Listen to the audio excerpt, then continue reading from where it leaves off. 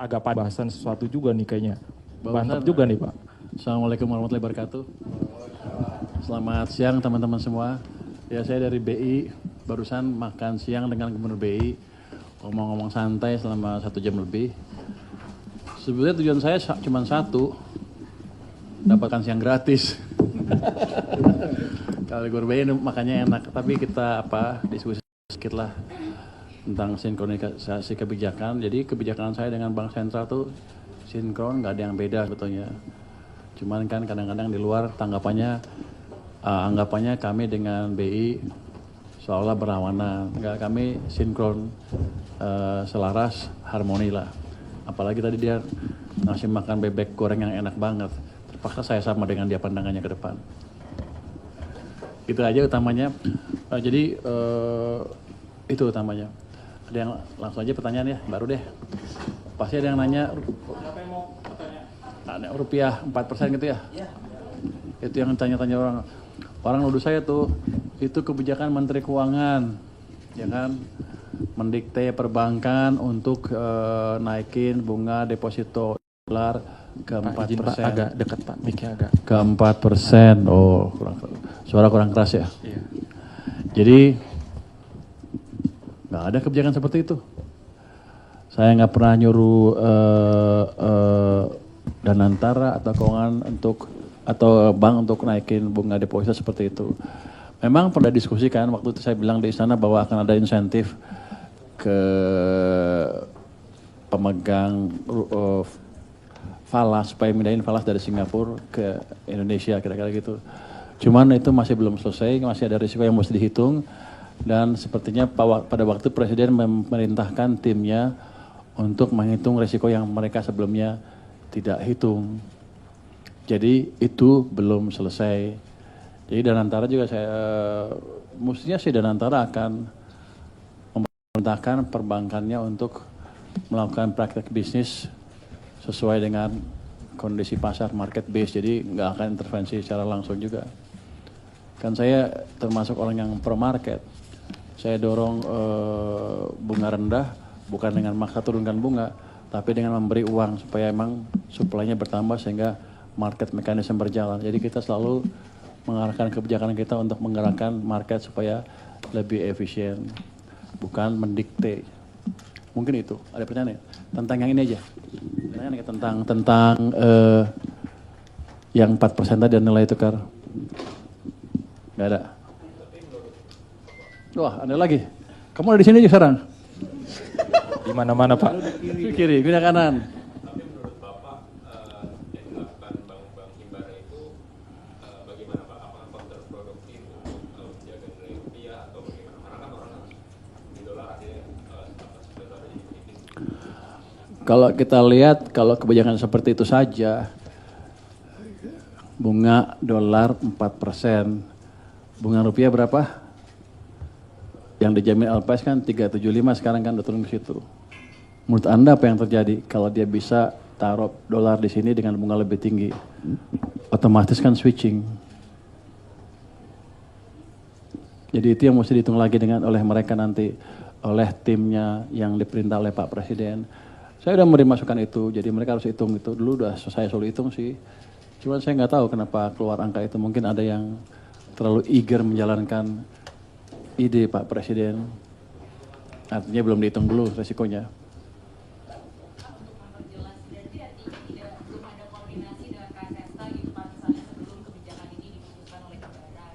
Belum.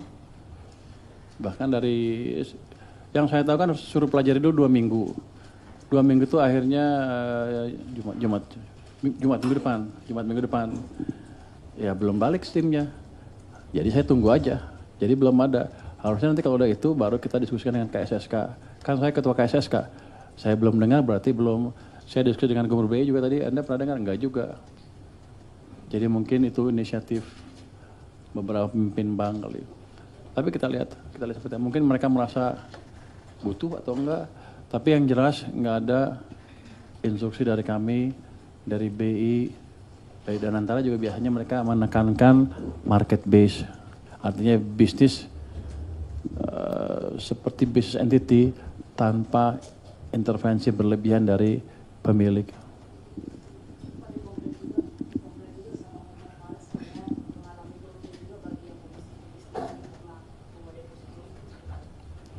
Kan udah saya bilang, itu yang saya mau.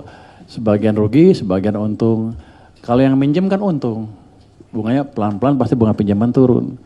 Kalau yang punya uang, ya agak rugi, depositnya turun. Tapi akibatnya ya kalau Anda punya uang lebih, bunganya turun kan, Anda nggak ragu untuk belanja kan. Kemarin bunganya misalnya tinggi 4, sekarang turun ke bawah itu. Wah, gue belanja nggak apa-apa deh. Gitu. Itu satu, demand akan tumbuh kan dari situ. Yang kedua yang meminjam, sama juga. Tadinya bunganya tinggi, malas pinjam, gua mesti return lebih tinggi. Tapi ketika bunganya turun, cost of capitalnya turun, jadi return dia lebih rendah dari sebelumnya. Dia nggak ragu untuk pinjam. Ini yang disebut dampak dari turunnya opportunity cost of money. Kira-kira itu. Bukan saya targetnya supaya ekonomi jalan. Perkara ada yang mungkin jangka pendek dia rugi. Yang punya uang tuh ya. Tapi kalau jangka panjangan sedikit aja. Ekonomi kan muter. Orang itu kan punya perusahaan pasti. Order naik, income naik, ini naik. Jangka panjang sedikit mereka pasti untung termasuk Hotman Paris. Nanti dia akan banyak order ke dia karena uang banyak, bisnis banyak, lebih banyak orderan dan berani bayar lebih tinggi lagi. Jadi Pak Hotman agak sabar aja dikit. Apalagi?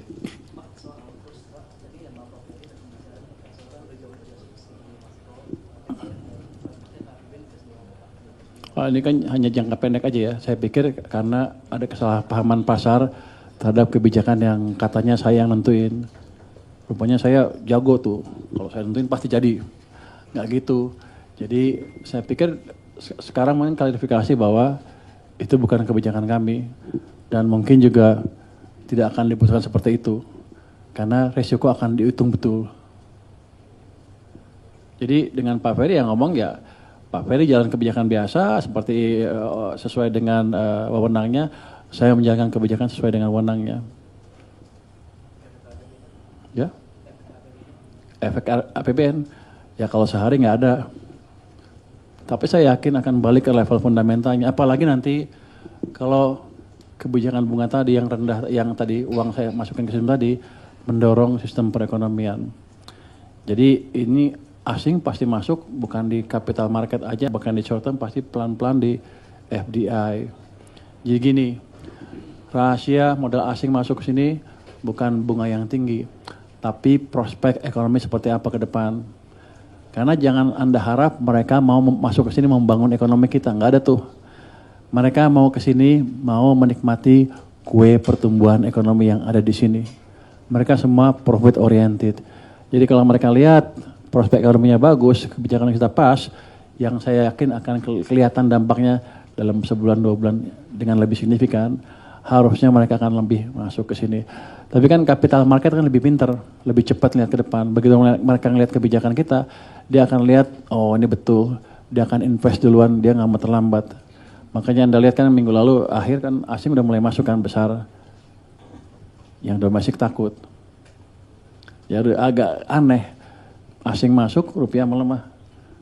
Karena yang tadi ekspektasi yang berbeda dari pelaku pasar domestik. Apalagi Anda hembus-hembuskan, media hembus-hembuskan kan, oh bunga akan 4% dolar. Itu otomatis men-trigger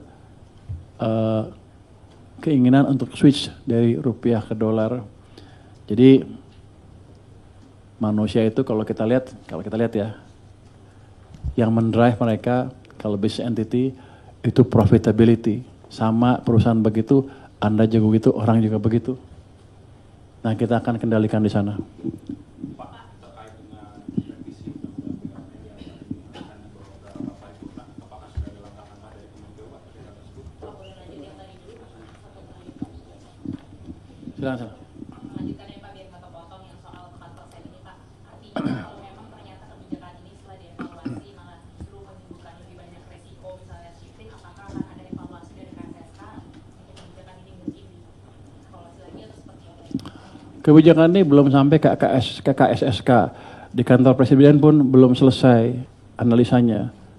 Jadi ini sebagian mungkin offside, saya nggak tahu dengan bocoran dari mana sehingga melakukan hal itu. Tapi pada dasarnya belum sampai ke KSK. Kalau ada pun nanti kami akan diskusikan dengan BI dan OJK apa kira-kira dampaknya.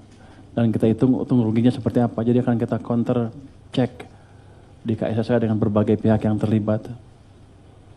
Jadi saya kelihatannya gayanya selonongan kan, sembarangan kan. Enggak, kita hitung dengan benar. Jadi kobonya, pestonya banyak.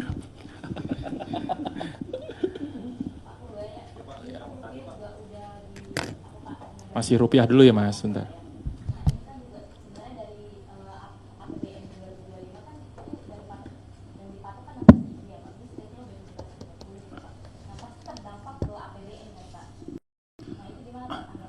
Kalau sepanjang tahun depan seperti itu ya berdampak.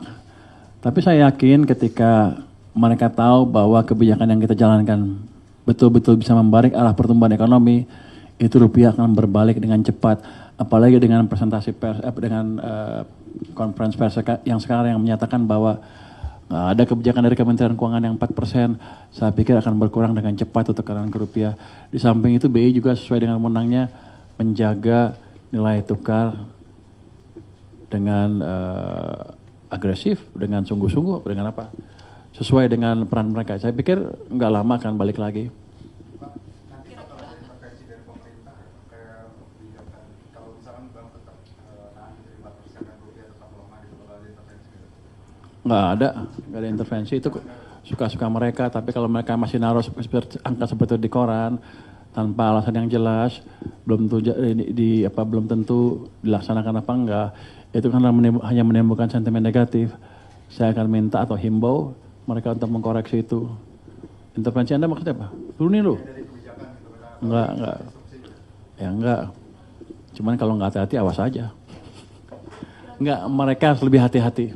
Kalau menurut Pak, kira-kira akan bertahan sampai kapan Pak rupiah tinggi Pak? Rupiah lemah. Mungkin pertengahan minggu depan juga udah balik. Ini kan kita baru konferensi pers sekarang. Anda baru kebaca koran nanti sore, market udah tutup kan. Senin baru mulai ini, Selasa, Rabu mesti udah balik ke level yang ini. Hitungan saya yang jelas gini, fondasi ekonomi kita akan membaik terus ke depan. Kita menjalankan kebijakan untuk mendorong ekonomi, enggak main-main. Bank sentral juga sinkron dengan kami, tujuannya sama. Menjaga stabilitas ekonomi dan menciptakan pertumbuhan yang lebih cepat. Supaya kita semua kaya bareng-bareng lah gitu. Amin. Nggak tahu, Anda mancing saya. Kan bank sentral yang ngantuin rupiah. Kalau sebagai ekonom saya tahu, tapi sebagai Menteri Keuangan saya nggak boleh ngomong katanya. Tapi jauh lebih kuat dibanding sekarang. Kalau Anda pemain forward looking, kira-kira tahu signal apa yang mesti diambil. Posisi apa yang mesti diambil. Ini sinyal kuat sekali kan dari saya. Dan saya kalau jalanin nggak main-main kan. Iya Pak, silakan. Jadi sell. Anda pegang rupiah apa dolar sekarang? Sell dolar lah kira-kira. Di ujung sana Pak. Mau nanya Pak soal ini Pak Gito yang terpilih jadi DKLPS. Kan ada yang mempertanyakan Pak, karena dari awal nggak ikut proses seleksi. Bisa jelasin nggak Pak dari pansel tuh prosedur seleksi administrasinya tuh kayak gimana sih? Secara aturan apakah nggak ada yang salah dengan proses seleksi 3 hari? Terus yang kedua Pak soal postur APBN 2026 itu kan ada kenaikan 5,9 triliun pendapatan ya Pak. Optimalisasinya kan dari PNBP dan Bea Cukai. Pabean dan cukai ini apa Pak sumbernya yang akan dinaikkan tahun depan? Terima kasih. Wah, Anda tanya banyak banget. Satu-satu ya. Yang satu tadi apa? Soal Pak Gito ya. Pak Gito Pak. Jadi kita pastikan prosedur pansel sesuai dengan undang-undang yang ada. Jadi nggak ada yang melanggar satupun. Itu penetapan pansel baru terus 1 hari ya. Terus 1 hari selesai. Habis itu kami kirim calon-calonnya yang baru yang untuk ketua 1 hari juga. Sampai ke sana mereka juga cepat, gerak cepat, langsung dikirim ke DPR. Jadi kami bukan terabas-terabas, tapi kita percepat komunikasi dan pelaksanaan setiap langkah yang ada. Dan kenapa Pak Anto di sana sebelumnya nggak daftar? kan tadinya calonnya saya. Begitu saya nggak ada, mereka nggak berani milih. Ya udah ada calon yang kuat. Dan Pak Anggito itu orang yang kuat dan punya pengalaman cukup lama di sektor keuangan. Jadi dia tahu betul apa yang dikerjakan. Jadi LPS-nya nggak berhenti, jalannya nggak lambat, tapi tetap ngebut gitu kira-kira. Apa lagi? Itu ya. Yang apa? Yang postur Pak. Ada Postur penambahan 5 berapa? penerimaan. 2020 dari mana? Dari PNBP ya. Bisa macam PNBP dan cukai ya. Cukai pada dasarnya nanti akan kita tegakkan penegakan hukum di cukai, di pajak juga nanti. Jadi kita akan semuanya sebetulnya across the board. Itu akan diharapkan, bukan diharapkan, dihitung akan menghasilkan income yang tadi sebesar tadi 6,5 triliun rupiah, 5,9 triliun rupiah. Jadi untuk bea cukai misalnya, itu kan ada jalur hijau kan, jalurnya biasanya nggak diperiksa, sekarang kita randomize sehari berapa biji, 10 atau lebih, dites secara random, jadi nggak bisa main-main lagi. Terus untuk rokok-rokok gelap, kita mulai tangkepin seperti apa. Jadi saya harapkan sih ke depan yang gelap-gelap itu hilang dan nanti pendapatan cukainya akan lebih tinggi. Kita udah melakukan beberapa langkah dalam 2 minggu terakhir. Mungkin Pak Nirwala untuk bisa menjelaskan ke teman-teman langkah apa aja yang sudah dilakukan oleh Bea Cukai dalam 2 minggu terakhir. Silakan. Izin Bapak Menteri. Jadi dalam 2 minggu terakhir sesuai perintah Pak Menteri kita dalam 1 minggu terakhir ini sudah melakukan 4 kali penindakan dengan membeli rokok-rokok yang dijual di marketplace. Dan memang itu sulit memang karena nggak mungkin dijual dalam bentuk rokok. Ditawarkannya itu mesti dalam bentuk lain seperti kaos tapi mereknya merek rokok. Kemudian mouse untuk game, kemudian keyboard, bahkan sandal ataupun pakaian dalam. Tapi sebetulnya yang dijual rokok kalau diklik. Dan kemarin kita bisa men-trace, kita mencoba beli dan mengikuti, kemudian kita dapat juga gudangnya. Bahkan kita bisa mengembangkan dan menangkap sekitar 650 slop. Ya. Dan untuk penindakan-penindakan yang kecil ini dalam rangka restoratif justice kita menerapkan dan mereka kena karena prinsip restoratif justice di sini adalah untuk menegakkan hukum secara lebih efisien. Jadi nggak mungkin kita menangkap 4-5 slop itu disidik, tapi dengan menggunakan ultimum remedium. Itu didenda, kalau dalam penelitian didenda, masih dalam tahap penelitian itu didenda sampai dengan 3 kali cukai yang harus dibayar. Dan kalau sudah dalam tahap penyidikan itu sampai 4 kali dan barang buktinya akan disita untuk negara. Bahkan yang terakhir kemarin sudah dibayar, yang paling besar di gudangnya itu sampai dengan 500 juta untuk ultimum remediumnya. Kemudian kita juga mengembangkan kembali operasi di pengiriman, bahkan di sini bisa kita sajikan data ini. Jadi sampai dengan bulan September itu jika dibanding dengan tahun 2024 penuh itu sudah 94%, ya. Jadi September aja sudah 94%. Kalau di tahun 2024 itu telah dilakukan selama setahun penuh itu 20.282 kali penindakan dengan barang bukti berupa rokok ilegal sebanyak 792.030 batang. Juta batang. Kemudian di tahun 2025 sampai dengan tahun bulan September kita sudah melakukan penindakan sebanyak 12.041 kali. Adapun barang bukti yang bisa kita amankan sebanyak 745 juta 1,949 juta batang. Jadi ini memang gerakan kita akan lebih masif, ya. Jadi baik di online maupun di pergerakan di pengiriman barang, distribusi. Bahkan tadi malam, ya, di Semarang maupun di Jakarta kita menangkap di Semarang itu sekitar 1,1 juta batang. Tadi malam Kanwil Jakarta juga menangkap sekitar 800.000 batang. Ya itu. Demikian Pak. Oh ada Pak. Ah filmnya. Film. Ya nanti dikira bohongan Pak, dikira hoax nanti kalau nggak ada film.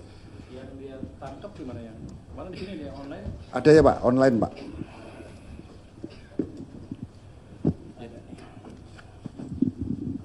Ini Pak yang kita tangkap di Semarang Pak.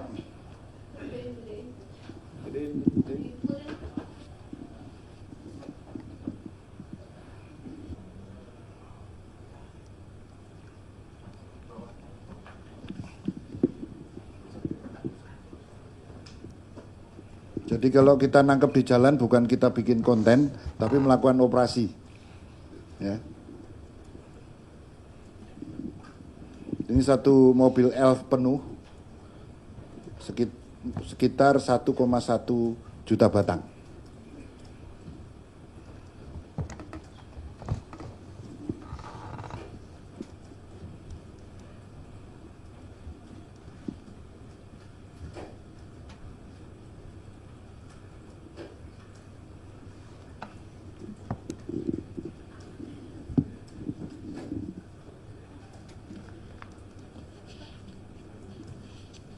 Dari penindakan itu penerimaan negara yang berhasil diselamatkan berapa? Sebentar, ada datanya ya.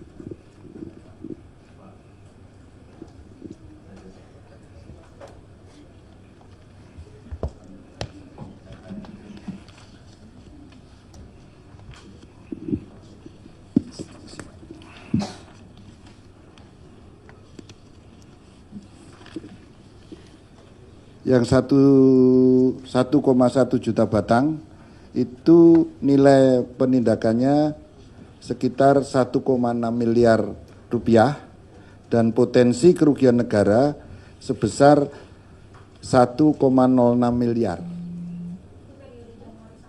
Enggak, ini yang nangkep satu kali aja di Semarang kemarin, ya satu mobil ini aja.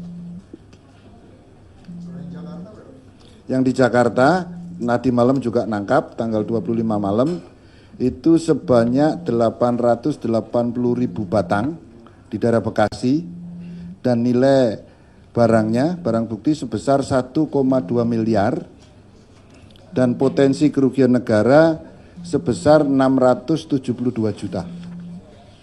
Dan dalam waktu 2 hari ya. Gitu. Oke Pak. Kira-kira itu, jadi kita serius nangkepin orang-orang itu untuk penjaga marketnya. Terus tadi ada yang nanya dari Isna Kompas ya, tanya apakah Pak Menteri telah ketemu industri rokok untuk bahas cukai.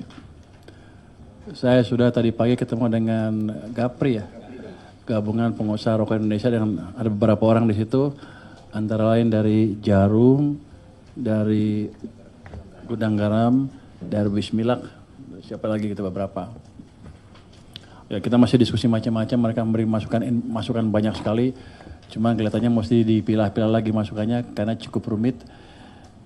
Kayaknya mereka juga bingung masukan apa yang pas. Tapi saya minta mereka tulis masukannya lagi, diskusi antara mereka sehingga masukannya nggak menguntungkan satu atau merugikan yang lain. Tapi satu hal yang saya diskusikan dengan mereka, apakah saya perlu merubah tarif cukai ya? Tahun 2006 mereka bilang asal nggak dirubah udah cukup. Ya udah, saya nggak rubah. Tadinya padahal saya mikir mau nurunin, dia minta saya, ya udah. Dia bilang udah cukup, ya udah. Jadi salahin mereka aja sendiri. Salah mereka itu nyesel. Tahu gitu minta turun. Untungnya dia minta konstan aja, ya udah kita nggak naikin. Jadi tahun 2006 tarif cukai tidak kita naikin. Tapi gini, ini kan kita sedang mencoba membersihkan pasar dari barang-barang ilegal. Ada barang ilegal yang dari luar negeri, tapi banyak juga yang dari dalam negeri. Dari produk-produk yang nggak bayar pajak ya, nggak apa ini. Kalau kita bunuh semua, ya matilah mereka. Jadi tujuan saya menjaga, menciptakan lapangan kerja juga menjadi tidak terpenuhi juga. Jadi nanti kita akan buat suatu program khusus. Mungkin Pak ini pernah buat kawasan industri hasil tembakau. Di sana nanti di satu tempat akan ada mesin, gudang, pabrik, dan bea cukai di sana. Konsepnya adalah sentralisasi plus one stop service. Ini sudah jalan di Kudus, Jawa Tengah, dan di Parepare di Sulawesi Selatan. Jadi kita akan jalankan lagi di kota-kota yang lain. Tujuannya tadi menarik orang-orang pembuat rokok yang ilegal masuk ke kawasan yang khusus dan mereka bisa bayar pajak sesuai dengan kewajibannya ya. Ya boleh. Jadi mereka bisa masuk ke sistem. Jadi kita nggak hanya membela perusahaan-perusahaan yang besar saja, tapi yang kecil juga bisa masuk ke sistem dan tentunya harus bayar cukai kan. Kita atur supaya mereka nanti bisa berkompetisi cukup dengan perusahaan-perusahaan besar. Tadi minta ada perusahaan-perusahaan besar minta supaya mereka masuk ke market perusahaan kecil tadi, dibolehkan membuat rokok baru dengan harga yang sebanding katanya. Ya bagus untuk dia. Tapi saya itu kan matiin yang lain. Saya akan pertimbangkan masukan seperti itu. Tapi yang kita atur adalah supaya yang kecil bisa hidup, yang besar juga bisnisnya nggak keganggu secara tidak fair gitu. Itu ya. Ini perkembangan, ini mah nggak jalan semua nih. Kalau tanya teman-teman di sini, udah ada tuh kawasan industri hasil tembakau di berapa? 2024, 5 tempat. Kok masih nggak jalan? Berarti nggak jalan, masih nggak bagus jalannya. Kalau laporan keras bagus-bagus terus, gimana sih lo? Nih Pak, udah ada 5. Kalau udah 5 paling nggak ada masalah dong saya. Ternyata masih ada kan, berarti belum jalan. Nanti kita galakin lagi ya, kita betulin ya. Saya betulin loh. Ya. Jadi yang jelas penindakan terhadap rokok gelap akan amat signifikan ke depan. Jadi mereka jangan main-main, tapi gini, kita kasih ruang mereka untuk hidup juga dengan menggalakkan kawasan industri hasil tembakau atau langkah-langkah lain yang diperlukan sehingga lapangan kerjanya masih tercipta dan yang kecil juga UMKM masih bisa masuk ke sistem tapi dengan fair dan membayar pajak. Tapi saya dengar kecil-kecil tuh puluhan miliar, ratusan miliar ya. Jadi nggak kecil-kecil amat rupanya mereka. Jadi pabrik rokok kecil tuh nggak kecil-kecil amat rupanya. Bukan omset kecil, omset puluhan miliar ya. Jadi besar juga. Tapi tetap kita akan kasih hidup dan masukin ke tempat yang bagus dan yang legal. Ini akan kerjasama dengan Pemda juga nanti ya. Itu mungkin.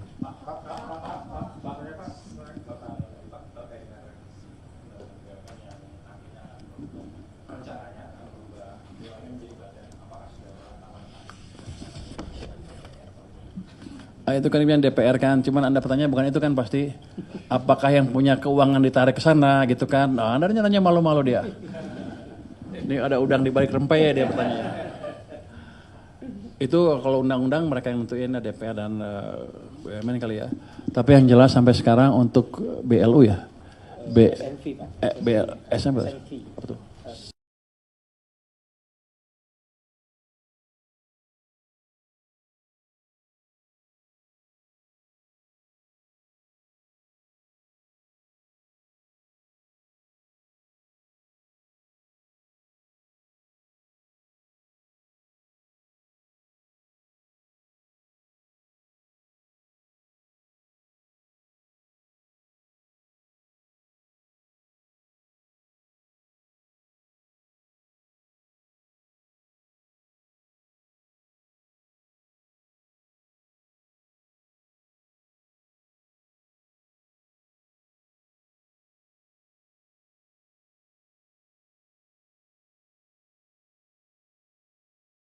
Jadi tujuan saya menjaga, menciptakan lapangan kerja juga menjadi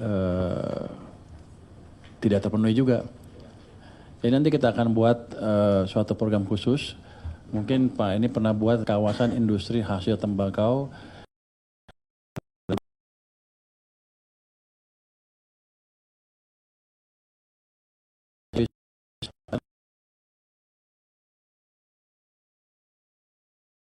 Kita akan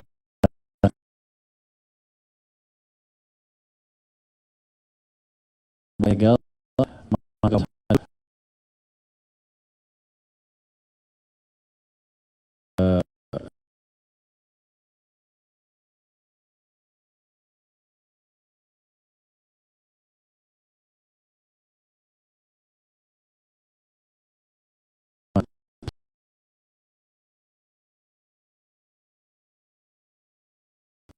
kita atur buat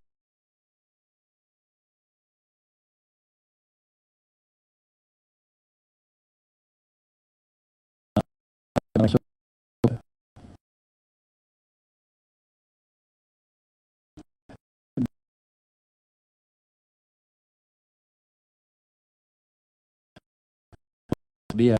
Saya ingat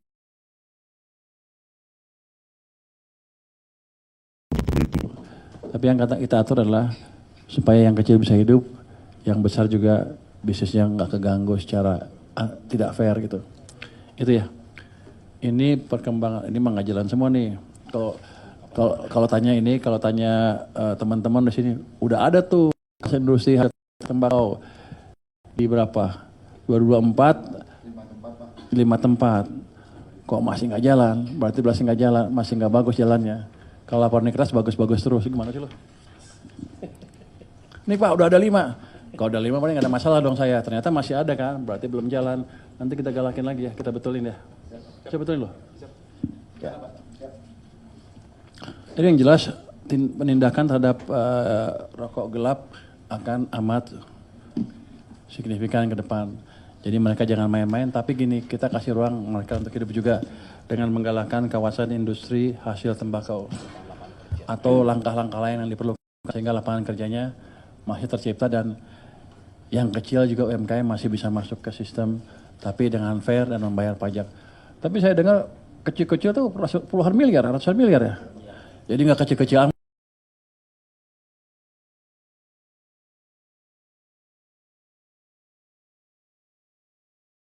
Puluhan miliar ya, jadi besar juga. Tapi tetap kita akan kasih hidup dan masukin ke tempat yang bagus dan yang legal. Ini akan kerjasama dengan Pemda juga nanti ya. Itu mungkin.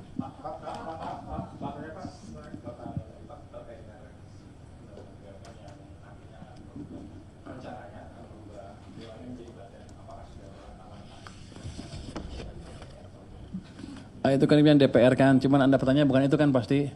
Apakah yang punya keuangan ditarik ke sana gitu kan? Nah, Anda nanya malu-malu dia. Ini ada udang di balik rempey ya dia pertanyaan. Itu kalau undang-undang mereka yang nentuin DPR dan BUMN kali ya. Tapi yang jelas sampai sekarang untuk BLU ya.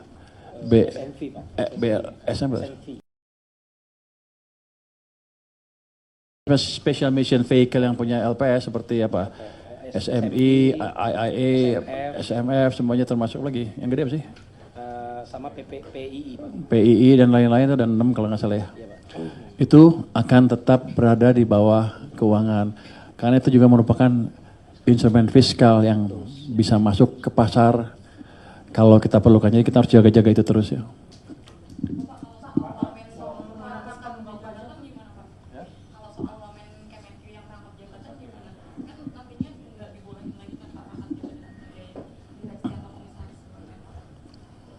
Komisaris, Wamenkyu, ya biar aja.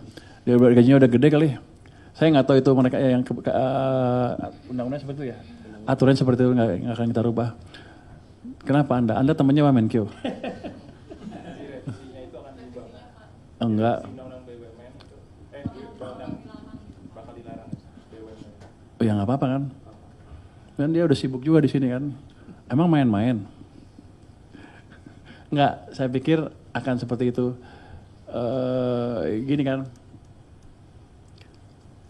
Menkyu-nya mungkin ngerasa nggak fair ya. Kan dirjennya juga boleh kan dapat itu. Tapi kan dirjen sekarang udah dipotong tuh insentifnya, jadi nggak gede-gede amat nambahnya. Jadi Menkyu-nya pasti bisa dikompensasi dengan hal yang lain yang ini. Gitu ya. Anda maunya gimana? Kan saya nangkap suara rakyat nih. Anda maunya gimana sebetulnya? Kira-kira gitu ya.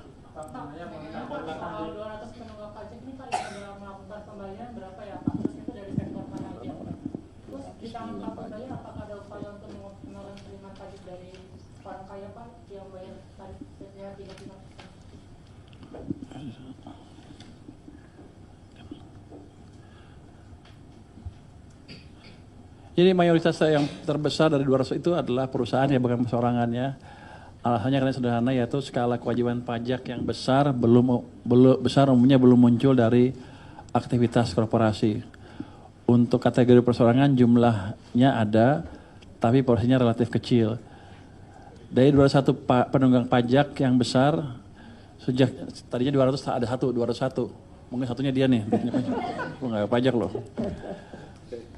Hingga September terdapat 84 wajib pajak yang telah melakukan pembayaran atau angsuran dengan total nilai 5,1 triliun.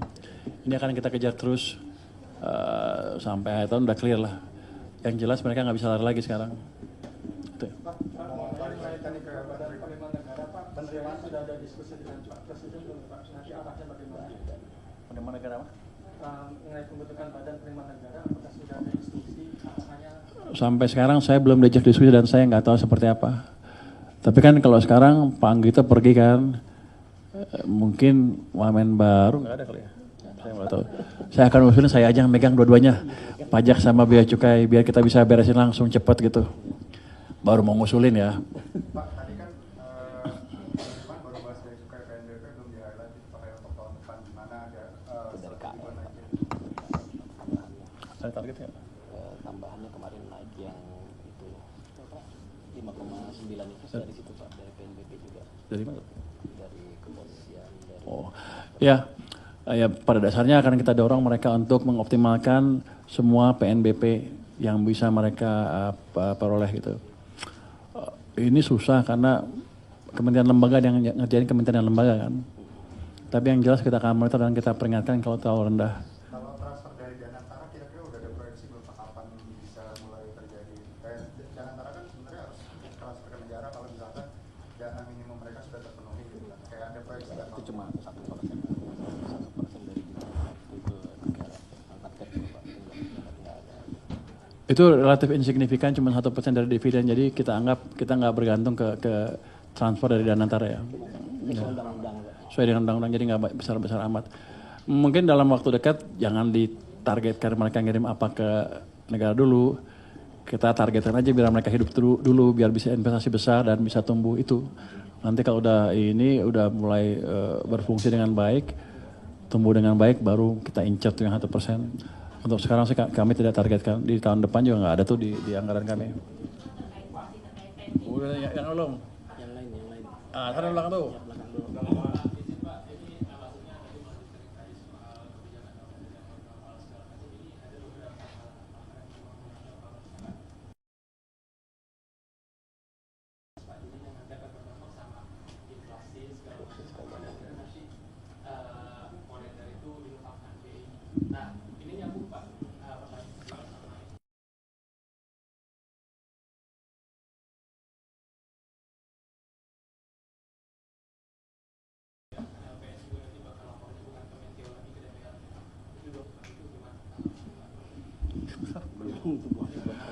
Belum ada pembahasan. Fiscal dominance. Jadi gini, tadi saya baru makan siang nang Gumur B. Kita begini kompak pokoknya.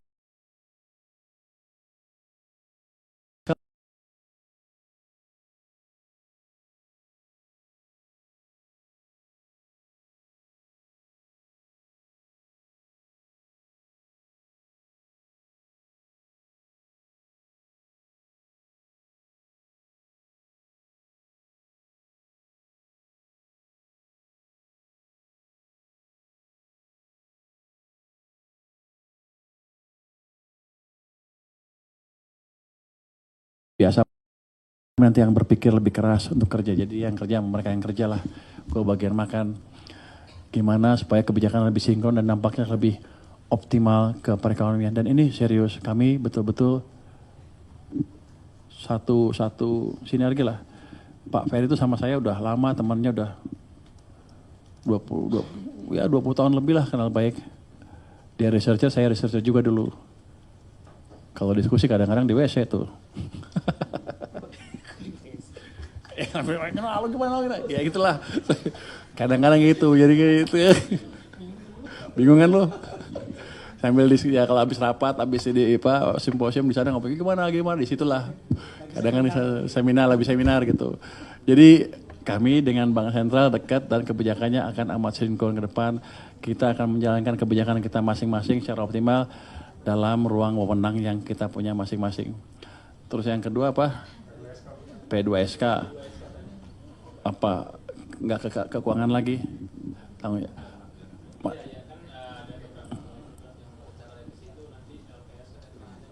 Oh itu kayaknya kalau itu kan kalau untuk LPS nggak ke DPR, kalau ditentukan pun ke sana. Tapi kalau nggak dirubah juga otomatis 2 tahun lagi ke sana. Untuk keuangan seperti apa dampaknya? Bagus. Kerja kita lebih sedikit. Sama independensi BI kan di draft revisi UU tersebut kan ada riskan, jadi akan hilang independensinya. Jadi apakah nyata kalau BI sama pemerintah kalau koordinasi dia Jadi bukan gitu, yang penting adalah gini, Bank Sentral akan fokus pada kegiatan sesuai dengan wewenangnya. Kami juga akan sesuai dengan wewenangnya, wewenang kami sesuai dengan undang-undang. Kira-kira itu.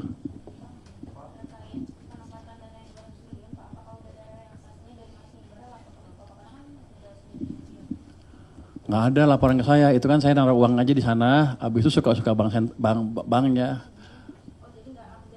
Nggak ada, nanti kapan-kapan kita intip, tapi nggak ada kewajiban melapor ke kita. Kalau Anda taruh deposito di bank, banknya suruh lapor ke Anda nggak kan kira-kira? Sama seperti itu juga. Cuman saya uangnya sekarang banyak, saya taruh jeder. Kan kita monitor, belinya di mana. Tapi nggak harus lapor, suka-suka dia. Ya tapi kalau ngelanggar yang itu ya kita marahin gitu. Kan saya pengawas Danantara juga. Kuat loh.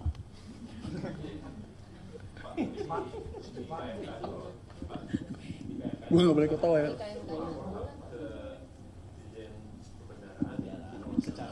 Enggak harus lapor sebetulnya, dirjennya aja pengen gaya. Dia pengen gaya, ini, tapi basically saya suruh diamin aja. Suka sama mereka. Tapi kita lihat dari waktu ke waktu seperti apa pelaksanaannya. Ini betul-betul market base. Saya nggak mau intervensi, makanya saya taruh itu udah saya diamin. Biar mereka mikir sendiri. Kan saya udah bilang, jangan saya yang mikir. Tapi ini kan insan business entity kan, insan apa? Profit oriented profit oriented agent kalau bahasa Inggrisnya itu. Orang yang mencari keuntungan. Kalau kita dikasih seperti itu, dia pasti akan cari keuntungan, otomatis. Jadi kita sekarang sebetulnya trigger kemampuan mereka untuk berpikir mencari keuntungan. Sesuai dengan trending yang mereka punya selama ini. Kan kalau bank disuruh cari keuntungan kan. Kalau saya, Menteri Keuangan bukan. Saya social optimizer. Menciptakan kesejahteraan untuk semuanya. Bukan untuk saya sendiri. Gitu kira-kira. Kalau business entity, profit oriented, profit maximizer, memaksimalkan keuntungan mereka. Itu yang saya suruh saya paksa untuk bekerja kira-kira. Pertumbuhan kreditnya kelihatan berapa lama? Kalau pengalaman masa lalu sih sebulan udah kelihatan. Cuman kan belum keluar datanya, baru 2 minggu. Nanti kalau udah sebulan pasti kelihatan. Tapi ya saya pikir sistem udah merasakan itu harusnya. Udah mulai gairahnya mulai kelihatan harusnya sih. Bunganya ya, bunga udah turun kan. Buktinya tuh Hotman udah marah-marah. Siapa lagi yang marah? Ya udah bukan marah-marah, protes lah. Walaupun dia bilang saya mendukung. Dia udah belanja banyak, ya bagus. Belanja lagi lebih banyak.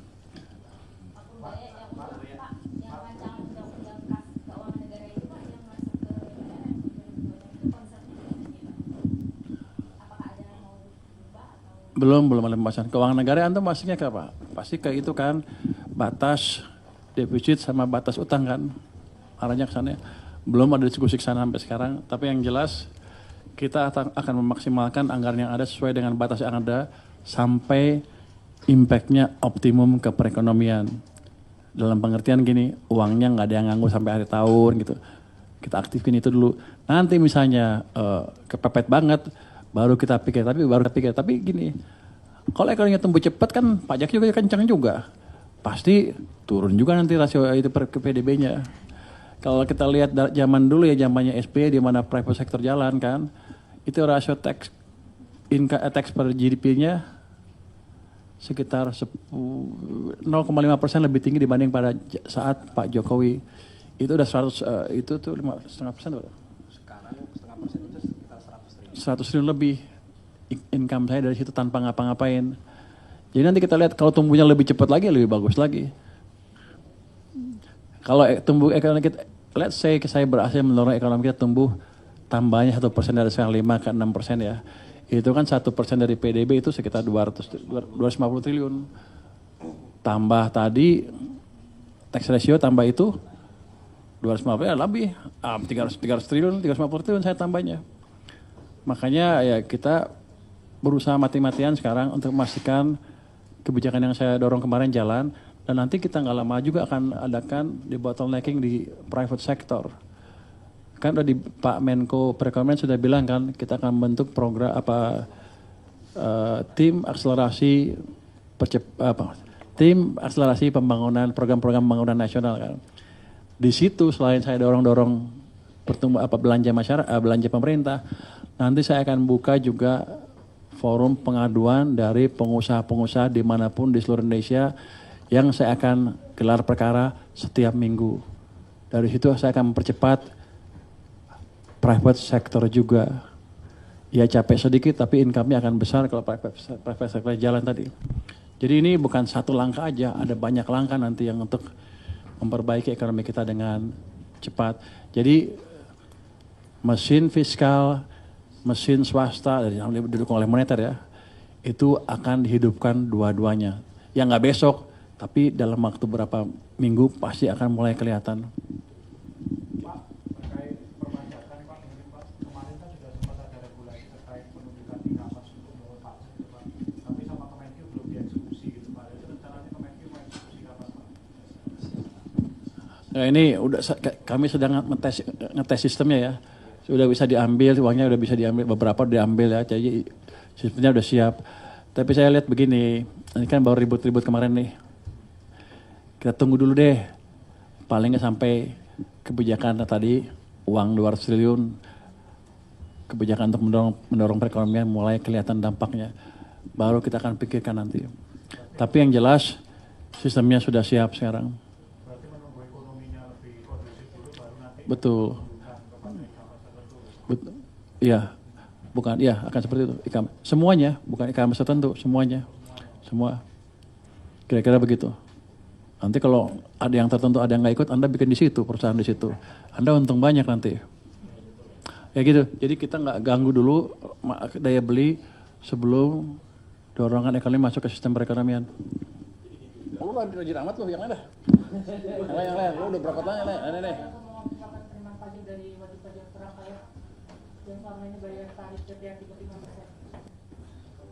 Itu belum kita diskusikan. Jadi begini, kita pastikan aja mereka comply ke peraturan yang ada dulu.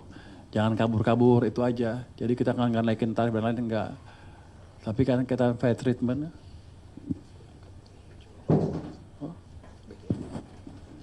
Oh, udah siap ya, bentar lagi. Wah, sebentar lagi. Oh, jauh ya. Jadi kita pastikan mereka bayar sesuai dengan peraturan dan habis itu nggak akan diganggu oleh aparat pajak lagi. Nanti juga saya akan buka tuh pengaduan ke Menteri Keuangan langsung. Nanti ke saya langsung, tapi bukan gue yang baca ya, capek. Nanti ada tim saya yang monitor itu sehingga kalau ada yang nakal-nakal bisa saya tangani langsung. Terakhir ya, satu lagi terakhir ya. Saya mesti berangkat katanya rupanya. Ini nih.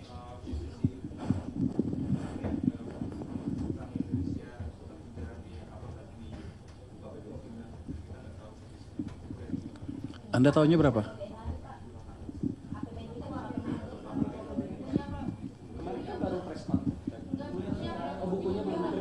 Oke, bukunya nanti diupload lagi.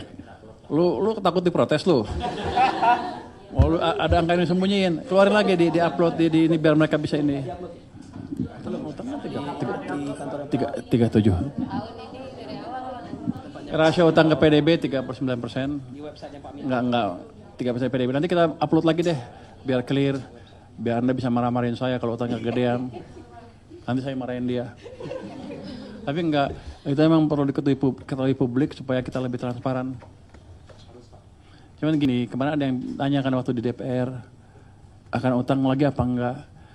Saya ingatkan waktu itu ada masukan dari DPR, Partai Demokrat kalau nggak salah, harap kelola fiskal countercyclical. Artinya apa? Kalau ekonomi lagi bagus kencang sekali, ya kurangin utangnya. Tapi kalau lagi hancur, ya siapa yang ngasih stimulus selain pemerintah? Kayak gitu. Kita akan melakukan itu. Kemarin kan agak lambat dikit ya, kita biarkan pada level sekarang. Saya optimalkan semuanya. Nanti kalau naik kencang, ya kita kurangin. Tapi saya yakin dengan kebijakan yang baik, dengan sektor nanti swasta yang bisa berjalan dengan baik juga setelah di bottlenecking. Orang bilang kan, mana bisa Menteri Keuangan masuk sana? Saya kan cuma juru bayar, kata siapa? Rocky Gerung. Dengan tim akselerasi tadi, itu kan anggotanya banyak kementerian. Saya wakil ketua di situ, saya bisa masuk kemana-mana. Dengan kerjasama dengan Menko tentunya. Jadi nggak ada lagi istilah Pak Menteri Keuangan cuman juru bayar. Saya bisa berperan lebih aktif, apalagi instrumen fiskal, pajak dan bea cukai ada di saya. Kadang-kadang kan hambatan itu pajak yang nggak jelas, cukai yang bertumpuk-tumpuk, ininya, atau kebijakan Kementerian Keuangan yang lain. Kita akan bisa eksekusi dengan cepat. Kalau luar Kementerian Keuangan pun bisa karena tim tadi membawai berapa? 26 kementerian. Tadinya 18. Kok 18? 18 kan jumlahnya 9. 26 dong. 26 cuma 8. Oh betul juga. Ya udah 26. Kira-kira begitu. Tapi itu akan jalan dalam waktu singkat. Saya pikir sedang disiapkan kepresnya. Mudah-mudahan minggu depan bisa ke istana.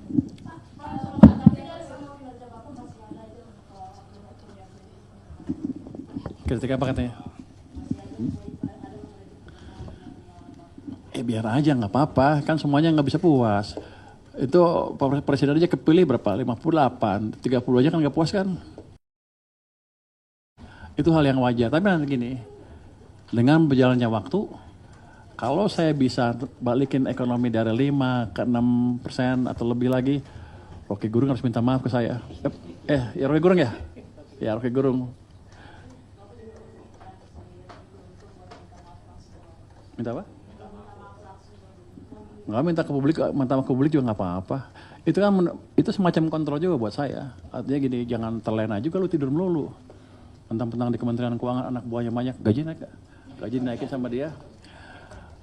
Terus tidur. Saya kesini bukan untuk tidur kira-kira gitu. Itu kritik positif menurut saya. Tapi saya tahu hal yang dia bilang katanya saya cuma juru bayar, nggak betul. Saya bisa masuk sana sekarang. Nah itu mesti dia koreksi nanti. Oke, kalau udah, makasih semuanya ya. Saya mesti pergi ke BGN ya. Makasih ya. Kita udah mulai rame Pak. Kan belajar.